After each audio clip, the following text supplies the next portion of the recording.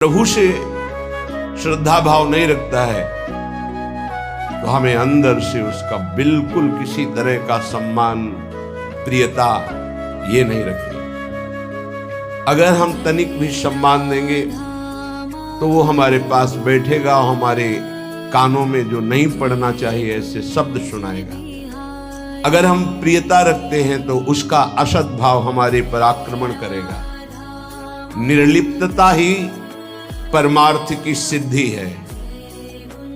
जो जितना निर्लिप्त अर्थात ममता रहित, आसक्ति रहित है, वो उतना ही परमार्थ में सुदृढ़ भाव से चल पाएगा। इसलिए उपासक, कलिकाल है, सत्संग मिलना दुर्लभ है, कुसंग की बहुतायत है। सतमार्ग पर चलना बहुत कठिन है, असत का ड्रामा बहुत है, माया की नौटंकी बहुत है, लेकिन सत मार्ग में चलना बहुत कठिन है। सम्यक बोध होना यह बहुत दुर्लभ बात है। किसी एक अंग को जान करके अन्य की निंदा करना यह अल्पज्ञों का स्वभाव और प्रभाव होता है। जहां प्रेम रस में प्रवेश पाने के लिए वेद का भी त्याग है, लोक की त्याग की क्या बात। वेदान्न संन्यस्ति, स्वयं भगवान की श्वासों से भगवान वेद का प्रादुर्भाव हुआ। वही भगवान श्री कृष्णचंद्र जी के रूप में कह रहे हैं, त्रिगुण्य विषया वेदा निस्त्रिगुण्य भवा अर्जुन। जहां वेद त्रिगुण के अंतर्गत की बात करते हैं उनका त्याग कर दो और त्रिगुणातीत हो जाओ, वेदातीत हो जाओ। सम्यक बोध ना होने के कारण वो एक सिद्धांत को पकड़कर अन्य सब की निंदा करने लगता है, वो अल्पज्ञ है। कहीं भी किसी भी सिद्धांत की निंदा करने की आवश्यकता नहीं, क्योंकि सब सिद्धांत, सब मार्ग, सब उपासनाएं उसी एक परमात्मा की है। अपनी उपासना को अपने लिए सर्वश्रेष्ठ मान करके तन्मयता पूर्वक उसमें लगो तो आपको पता चल जाएगा कि एक ही है जो अनेक रूपों में भास रहा है। अगर हम किसी की निंदा करते हैं तो हम अपने आराध्य देव की करते हैं, अपनी आत्मा की निंदा करते हैं। नहीं समझ पाते ये अज्ञानी जन। इसलिए संग बहुत सोच समझ के किया जाए। किसी भी रूप में कुसंग हो सकता है, कोई भी हो। जो हमारी मति को हमारे इष्ट के नाम रूप लीला धाम सेवा स्वाध्याय इनसे विलग कर दे, वो भारी कुसंग, माया कुसंग फैला रही है। भक्ति का सत्संग, ज्ञान का सत्संग, अष्टांग योग का सत्संग, कर्म योग का सत्संग भगवान ने क्यों वर्णन किया? एक ही बात कह देते। अलग अलग मति है, अलग अलग स्वभाव है, उसके अनुसार वो साधना स्वीकार करेगा, पहुंचेगा उसी परमात्मा के पास। रसास्वादन का भाव विलग है, तत्व में नहीं। ये अज्ञानी जन एक पक्ष की बात जानकर अन्य पक्षों की अवहेलना और निंदा करते रहते हैं। ऐसे जनों की बात नहीं सुननी। जो साधन पक्ष में दृढ़ है वो सावधान रहे कि कहीं साधना का अहंकार ना आ जाए, नहीं भ्रष्ट होने में देर नहीं लगेगी। जो आश्रय पक्ष में दृढ़ है वो निश्चिंत हो जाए, क्योंकि आराध्य देव उसको संभालते हैं। आश्रय पक्ष से जो साधना बनती बहुत ही परम पवित्र, सुदृढ़ और दैन्य होती है। इसलिए आश्रय, गुरु का आश्रय, भगवत चरणारविंद का आश्रय अत्यंत आवश्यक है। साधन करने में अहम सुरक्षित रहता है। अहम सुरक्षित रहने में तत्वबोध की तरफ वृत्ति ही नहीं जाती, देह भाव में रहती है। बहुत अवस्थाएं बीत जाने पर शरीर की अपना परिचय केवल बाहरी देह भाव से ही दिया जाता है।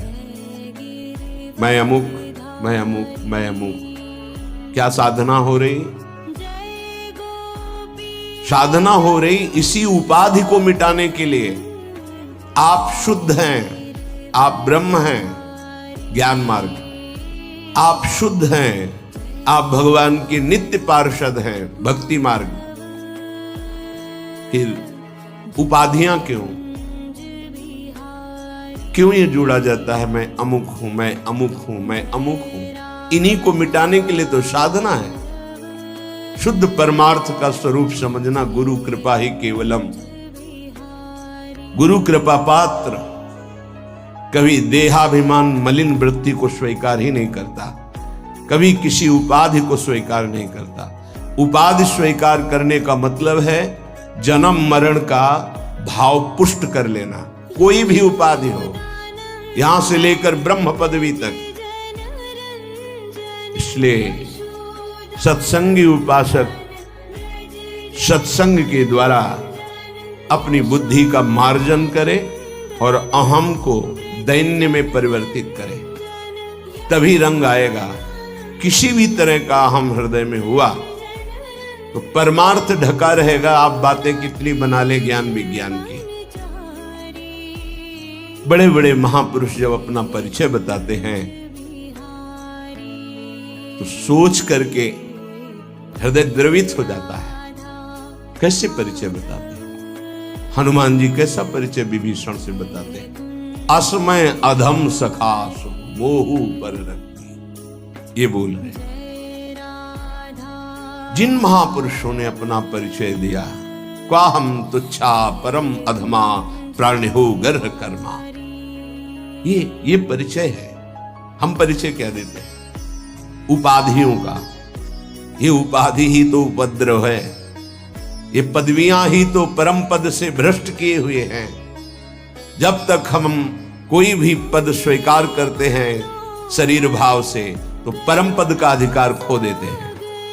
पद मिलना अलग बात है, स्वीकृति करना अलग बात है।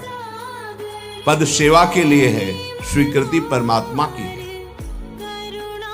पद की स्वीकृति तो अस्वीकृति हो जाएगी परमात्मा पद की। एक सूक्ष्म विषय है। देखो महामहिम श्रीपाद प्रबोधानंद जी की आंतरिक स्थिति। सर्व साधन हीनोपि, ये महिमा है। ठहरे मैं समस्त साधनों से हीन हूं। सत्संग का मनन कीजिए। ध्रुवदास जी कह रहे सब अंग गुणहीन हो, ताको जतन न कोई। एक किशोरी कृपाते, जो कछु होई सो होई। सर्व साधन हीनोपि वृंदारण्यैक संश्रयः, यः कोपि प्राप्नुयात् देव राधा प्रिय रसोत्सवम्। समस्त साधनों से मैं हीन हूं, पर मैंने एकांत भाव में वृंदावन का आश्रय ले लिया। एकांत भाव कहते हैं सिर्फ केवल वृंदावन का आश्रय। बस वृंदावन की कृपा से प्राप्नुया देव राधा प्रिय रसोत्सवम, मुझे श्री किशोरी किशोरजू की प्राप्ति हुई वृंदावन की कृपा से। आश्रय वृंदावन का लिया। ये बड़ी दुर्लभ बात है। धाम का आश्रय बहुत दुर्लभ बात है। इसका परिचय आपको प्रायः नहीं मिलेगा। धाम परम कृपालु है, जिसकी गोद में स्वयं प्रिया प्रीतम खेलते हैं। यदि धाम का आश्रय हो जाए, यहां आश्रय शब्द पर जोर दिया। संश्रया, आश्रय। वास तो किसी किसी को मिलता है सौभाग्य। पर ऐसा नहीं कि जिसको वास नहीं मिला उसे प्रिया प्रीतम नहीं मिल सकते, उसे प्रेम नहीं मिल सकता, वो दिव्य वृंदावन की लीलाओं में प्रवेश नहीं पा सकता, ऐसा बिल्कुल नहीं है। समस्त साधनों से हीन हो दूसरे भाव में, लेकिन उसने एकांतिक भाव से वृंदावन का संपूर्ण हृदय से आश्रय ले लिया है, तो उसके हृदय में एक अद्भुत रस, यह कोपी, वो कोई रस, कोई संबोधन करे, वो कोई रस, कौन सा रस? बोले रसोत्सवम, जो महारास रस से युक्त है, जो महाप्रेम विलास से युक्त है। किनका? बोले राधा प्रिय श्यामा श्याम का। श्यामा श्याम का कोई एकांतिक प्रेम, कोई एकांतिक रासोत्सव रस विलास उस उपासक के हृदय में प्रकाशित हो जाता है, जो एकांतिक भाव से, एकांतिक भाव कोई मिलावट नहीं, केवल वृंदावन का भरोसा, वृंदावन का आश्रय। इसमें दैन्यता की बहुत आवश्यकता है। अगर अभिमान का नाश हो जाए तो बहुत जल्दी भगवत प्राप्ति हो जाए। यही आगे बहुत बड़ा पहाड़ की तरह खड़ा है, उस तरफ श्यामा श्याम, इधर बीच में पहाड़ अहंकार का। बहुत कड़ुआ है, बहुत कड़ुआ। जहां ये जगता है तो कड़ुआ ही कड़ुआ रहता है, स्वयं को जलाता रहता है, दूसरों को जलाता रहता है। ऐसे इसकी बात होती है, ऐसे इसके आचरण होते हैं अहंकार के। इसकी गलित होने की वृत्ति एकमात्र महापुरुषों के पास, दूसरे के पास नहीं। यदि संत महापुरुषों का आश्रय ले लिया जाए और उनके चरणों की रज का सेवन किया जाए, उनकी आज्ञा में रहा जाए, तो अहंकार नष्ट हो जाए, और किसी से नहीं होगा। रहु गणित तपसा नयाति न चेज्या न निरूपणात् गृहाद्वा न छंदसा नैव जलाग्नि सूर्यो बिना महत्पाद रजोभिषेकम। चाहे जो आराधना कर लो, ये और पुष्ट होता है। मैंने इतने वर्ष जल में खड़े होकर मंत्र जपा, मैंने ये मैं तिनकी संगति रहत जाति कुल मद सबनन सही, संतत सेवक सदा भजत जे श्री हरिवंशही। जो रसिक महापुरुष है, उनके संग से अहंकार नष्ट हो जाता है।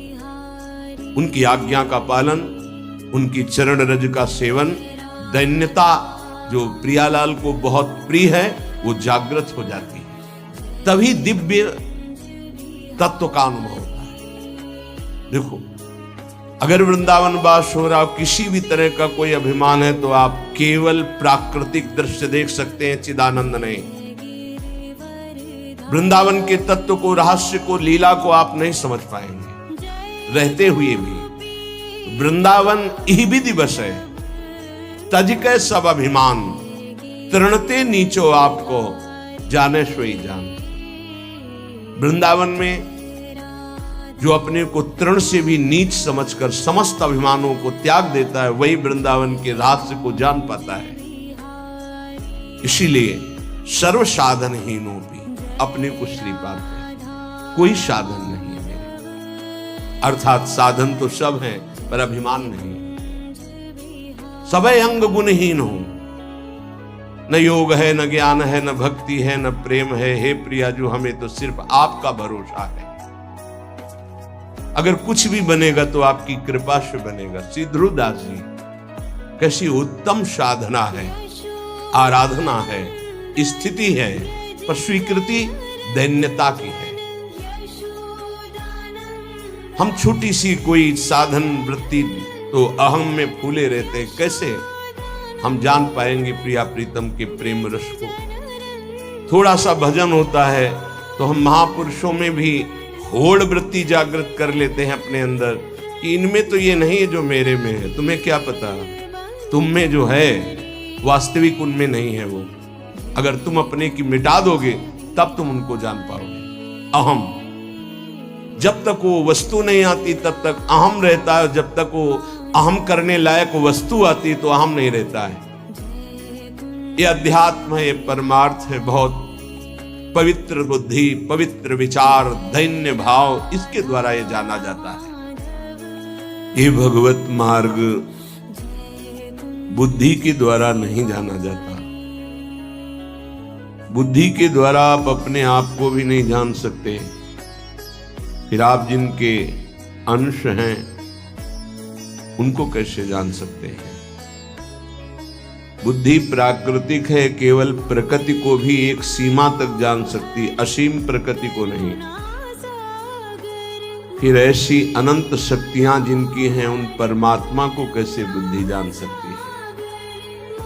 बिना साधन के पढ़ लिख कर केवल शास्त्रों से कोई भगवान या भगवत तत्व का बोध या निर्णय नहीं कर सकता। अगर ऐसा होता तो जितने भी महाभागवत तपस्वी जन, ऋषि जन, ब्रह्म ऋषि जन, इन्होंने फिर व्यर्थ में इतना तितिक्षा की, इतना कष्ट सहा, संयम से रहे। आप मनमानी भोजन करें, मनमानी आचरण करें और ब्रह्म तत्व को जान जाएं, भगवान को जान जाएं, तुम्हारी बुद्धि श्रद्धा और विश्वास से परिपक्व हो जाए, असंभव। जब तक आपका किसी महापुरुष से आंतरिक संबंध नहीं होगा, जब तक आप किसी महापुरुष की आज्ञा में साधन परायण नहीं होंगे, तब तक आपकी प्राकृतिक बुद्धि परमात्मा तत्व का निश्चय करने की योग्यता ही नहीं रखती। भोगेश्वर्य प्रसक्ता नाम तया प्रहृत चेतसाम व्यवसायत्मिका बुद्धि समाधौ न विधीयते, श्री भगवान के वचन है। जिसका चित्त भोग और ऐश्वर्य ने अपहृत कर लिया है, उसकी बुद्धि कभी परमात्मा प्राप्ति की योग्यता ही नहीं रखती, उसमें निश्चय ही नहीं हो सकता। और ऐसी बाहुल्यता है जो भगवान को भी एक कल्पना मानते हैं और माया की कल्पनात्मक वृत्ति को सत्य मानते हैं। इसलिए उपासक सावधान। जो श्री भगवान के तत्व को नहीं जानते, जो श्री भगवान की महिमा को नहीं जानते, जो श्री भगवान को नहीं मानते, हमें उनमें भी भगवत भाव करके उनसे दूरी बना के रखनी है। शरीर भले समीप रहे किसी संबंध के कारण, लेकिन चित्त केवल चित्त चोर प्रभु को दे, तभी जीवन सार्थक हो सकता है। नहीं तो माया ने ऐसे पर्दे लगा रखे कि आपको भ्रम हो जाएगा कि भगवान है भी कि नहीं। ऐसे भ्रमात्मक पुरुषों का संग अपने सतमार्ग में बहुत बड़ी बाधा खड़ा कर देगा कि आराध्य देव पे ही संशय हो जाएगा, और संशयात्मा विनश्यति, उसका पतन निश्चित हो जाता है। क्योंकि इस फिसलन वाली माया में कोई रोकता है तो विश्वास ही कण कण में विराजमान, सर्वत्र विराजमान परमात्मा को प्रकाशित कर देता है। विश्वास जितना दृढ़ होता जाएगा उतना ही परमार्थ पुष्ट होता जाएगा। सत्संग से श्रद्धा और विश्वास बढ़ता है, पुष्ट होता है और उसकी रक्षा भी होती है। कुसंग से श्रद्धा विश्वास नष्ट हो जाता है, परमार्थ ढक जाता है, भगवान कल्पना लगने लगते हैं। इसलिए उपासक ऐसे जनों से दूर बना के रहे जिनके संग से कुमति का बढ़ावा होता है। जाके संग कुमति मति उपजय, करत भजन में भंग, तजोरे मन हरि विमुखन को संग। ये जो हरि से विमुख जन हैं, ये भगवान के रहस्य को नहीं जानते हैं। क्योंकि भगवान के रहस्य को जानने के लिए भगवान में अभिन्न होना, संसार के रहस्य को जानने के लिए संसार से भिन्न होना अत्यंत आवश्यक है। तो संसार में अभिन्न होकर भगवान से भिन्न भाव रखकर कभी कोई नहीं जान सकता, न संसार को न श्री भगवान को। ये सिद्धांत है। संसार को जानना है तो इसका त्याग करके जाना जाता है, और भगवान को जानना है तो तन्मयाहा, अभिन्न होकर जाना जाता है। ये भगवान से भिन्न संसार से तन्मयाहा कैसे जान पाएंगे, न संसार को न भगवान को। श्रीपाद कह रहे हैं, अब देखो कैसे आश्रय लिया जाता है। त्यजन्तु स्वजनाः, बस स्थिति इसी में जागृत होती है। दूरादपास वहां वर्णन कर रहे महाप्रभु। स्वजनान, जिसको हमने स्वा से जोड़ लिया वही हमें भगवत प्राप्ति में बाधा पहुंचा देगा। श्वा को बिल्कुल अलग रखना है, इसके साथ कुछ नहीं जोड़ना है, यहां तक कि देह तक को भी। अगर देह को भी जोड़ लिया श्वा से तो स्वाभिमान जागृत हो जाएगा। श्वा को बिल्कुल सुरक्षित रखा जिस उपासक ने, कोई भी स्पर्श श्वा का नहीं, यद्यपि नहीं है पर श्वा की स्वीकृति से वो बंधन को प्राप्त होता है। शंकर सहेज श्वा रूप संहारा तो लाग समाधि अखंड अपारा। श्वा को संभारो, श्वा को फैला दिया है, श्वा को जोड़ दिया है। जनाहा स्वजनाहा, ये मेरे हैं, ये मेरे हैं, बस ये मेरे हैं। इसी को वापस करने की साधना है, स्वा को समेटने की। बिखरी पर्यो मन सिमटत नाही इंद्रन लीनी जीत। इसीलिए कुछ भी परमार्थ का अनुभव नहीं दिखाई दे रहा आपको अपने हृदय में, तभी नाना प्रकार के प्रश्नों की झड़ी लगती है। नहीं तो न सोचती न कांक्षती, न कोई सोच रह गई न कोई चाह रह गई, ऐसा परमानंद की बाढ़ हृदय में आती है। देखो हिम्मत करके, त्यजंतु स्वजनाहा,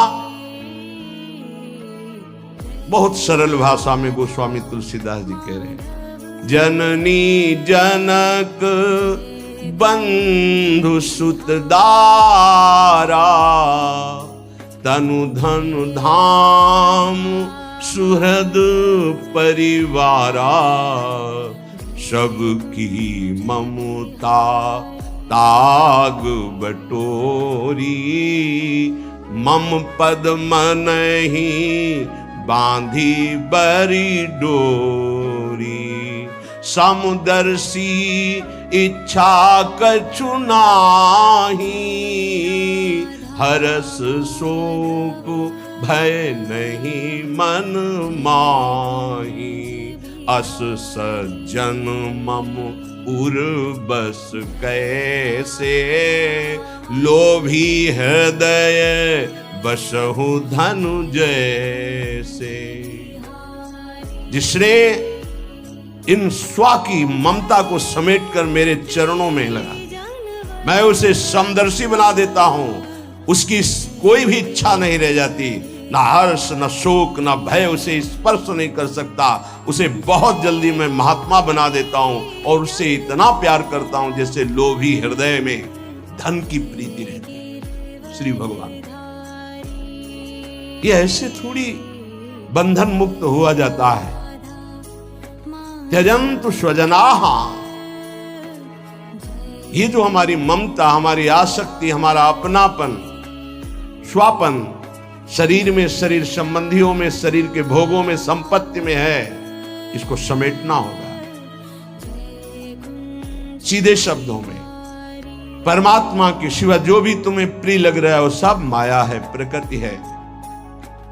प्रकृति कभी तुम्हारी हो नहीं सकती, कभी नहीं हो सकती। जैसे ये शरीर तुम्हारा कभी नहीं हो सकता। रोक लो, बाल्यावस्था से यौवन अवस्था आई, यौवन अवस्था से जरावस्था, मृत्यु अवस्था, रोक लो। कुछ भी तुम्हारे हाथ में नहीं है, केवल तुम इस शरीर से विवेक पूर्वक सत्कर्म करके मुक्त हो सकते हो और अज्ञान पूर्वक पाप कर्म करके दुर्गति को प्राप्त हो सकते हो। इतनी छूट तुम्हारे में है। विवेक के द्वारा स्वा को समेटना ही सतमार्ग है। देखो कितना कठिन है। और जिन्होंने गुरुजनों की हृदय से शरण में ले ली, हृदय से समर्पित कर दिया, गुरुजनों ने हृदय से स्वीकार कर लिया, दोनों बातें। जिन्होंने हृदय से गुरुदेव की शरण ले ली, गुरुदेव ने हृदय से स्वीकार कर लिया, सारे बंधन काट दिए। तुम्हें पता भी नहीं चलेगा कि कैसे इतना बड़ा पहाड़ जो ममता आसक्ति का था कैसे छूट गया। त्यजंतु स्वजनाहा, पहला आश्रय के लिए कितना कठिन है। आप देख लो, केवल बातें बनाना ज्ञान वैराग्य की नहीं, अपने प्रियजनों की ममता का त्याग कर पाना बहुत कठिन होता है। 20 साल दूर रहने पर भी हृदय में सूक्ष्म राग बना रहता है। वो जब भगवान या गुरुदेव उसका ऑपरेशन करते तभी वो राग रहित होता है। 20 साल दूर रहने पर न संभाषण, न बात, न चीत, न देखना, न सुनना, न खबर, फिर भी वो संस्कार बना रहता है। जब भगवान ऑपरेशन करते तब लगता ये तो केवल कृपा से दूर हो सकता है। हम समझते हैं कि हमारे दूरी रहने से दूर हो जाएगा, नहीं, कृपा से, गुरु कृपा, हरि कृपा, तब सब राग शांत हो जाते हैं। कामम, कितना बड़ा विषय है ये काम, ये बहुत बड़ा है। फिर भी कहते हैं बातें बना लेना बहुत सरल है, इससे मुक्त होना बहुत कठिन है। ये सूक्ष्म से सूक्ष्म और विशाल से विशाल है काम। जब साधना में तन्मयता होती तो सूक्ष्म रूप धारण कर लेता है और हृदय में छुपा रहता है। जब तक भगवत साक्षात्कार नहीं होता, इस शत्रु का संपूर्णतया नाश नहीं होता। जहां भगवान का साक्षात्कार हुआ, निज स्वरूप का बोध हुआ, बस फिर बाधा नहीं। मानो भुना हुआ चना, फिर उसमें अंकुरण नहीं उत्पन्न हो सकता। ऐसे भगवत साक्षात्कार की हुई महात्मा के हृदय में कभी काम स्फुरित नहीं हो सकता।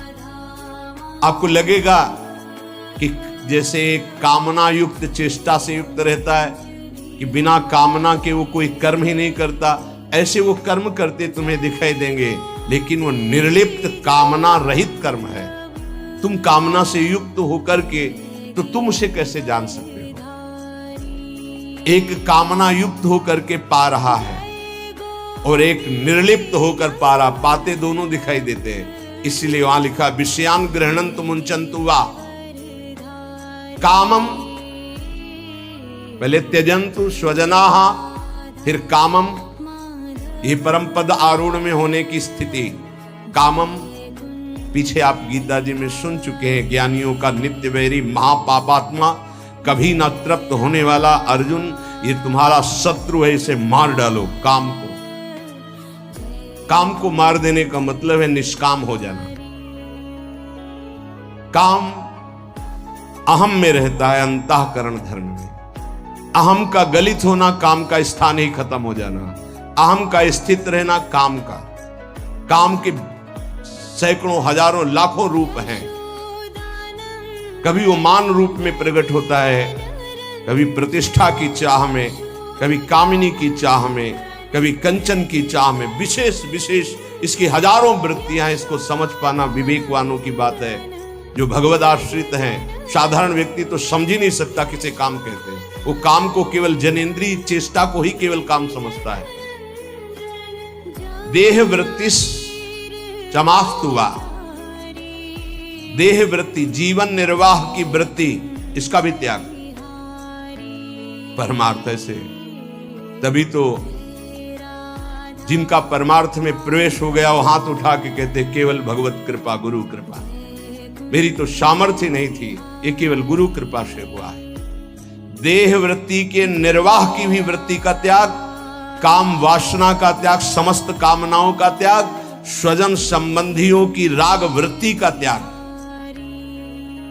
देख लो, तब आप जानना चाहोगे, तब आप मुक्त होना चाहोगे इस संसार से। इस वृत्ति के बाद मनमानी भोगाचरण और निर्णय करने के लिए बुद्धि को समझते हैं कि वो भगवान का निर्णय कर लेगी, है भी कि नहीं है।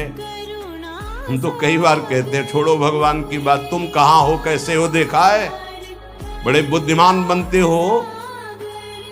इस शरीर में तुम रह रहे हो, नाप लो अपने हाथ से, कोई 10-20 हाथ का नहीं है, नाप लो, 3.5 हाथ का है। इसमें रहते 20 वर्ष, 40 वर्ष, 50 वर्ष हो गए।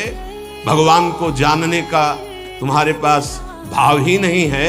तुम अपने को पहले जान लो कि तुम हो कौन। बस वही मांस के इस ढांचे पर अपना अभिमान किए भ्रमित हो रहे हो। अपने को जान पाए तुम कौन हो, फिर तुम सच्चिदानंद जानने की कोशिश करो। अपने को जान जाओगे तो प्रभु को जान जाओगे, प्रभु को जान जाओगे तो अपने को जान जाओगे। दोनों की एक ही वृत्ति। मम दर्शन फल परम अनुपा, जीव पाव निज से स्वरूपा। अगर अपने को जान गए तो ब्रह्मविद ब्रह्मयु भवति, जान जाओगे ब्रह्म को। ब्रह्म को जान गए तो अपने को पाओ निज सहज स्वरूपा। परमार्थ का पता नहीं, केवल बातें बनाने को परमार्थ माना जाता है। त्यजन्तु स्वजनाः कामम देह वृत्तिश्च मात्वा। ये है परम पद का अधिकारी उपासक, जिसने स्वजन संबंधियों के संबंध का त्याग कर दिया अंदर से, भले उनके साथ रहता हो। जिसने काम वृत्ति का सर्वनाश कर दिया, किंचन मात्र कोई भी कामना हृदय में स्फुरित ही नहीं होती, जो अपने शरीर निर्वाह की वृत्ति का भी त्याग कर दिया, वो महापुरुष, वो परम पद में आरूढ़ माना जाता है। देखो